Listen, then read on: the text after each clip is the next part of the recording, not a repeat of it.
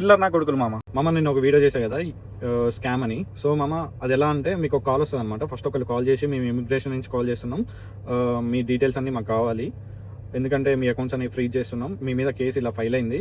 నాకైతే కాల్ చేసి ఏం చెప్పారంటే మామ, నా పేరు మీద కారు ఉందన్నమాట, మీ కారు ఒక యాక్సిడెంట్లో స్పాట్ అయింది, సో మిమ్మల్ని చెక్ చేయాలి అది ఇది అని చెప్పారు మామ.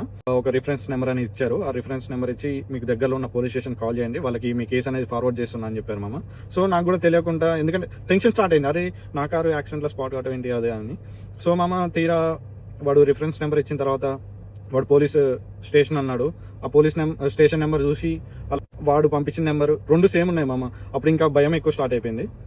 సో ఆ భయంలో నేనేం మాట్లాడుతున్నా కూడా తెలియదు. వాడు చెప్పింది వాడు అంటున్నాడు మామ, అసలు నువ్వు ఫోన్ కట్ చేయొద్దు, అలాగే నీ పక్కన ఎవరున్నా కానీ వాళ్ళకి వినిపించద్దు, నువ్వు అర్జెంట్గా బయటకు వచ్చేసేయాలి, బయటకు వచ్చేసి నీ అకౌంట్లో ఎంతైతే అమౌంట్ ఉన్నాయో అంత అమౌంట్ డ్రా చేయాలి, పక్కన పోస్ట్ ఆఫీస్ ఉన్నా లేకుంటే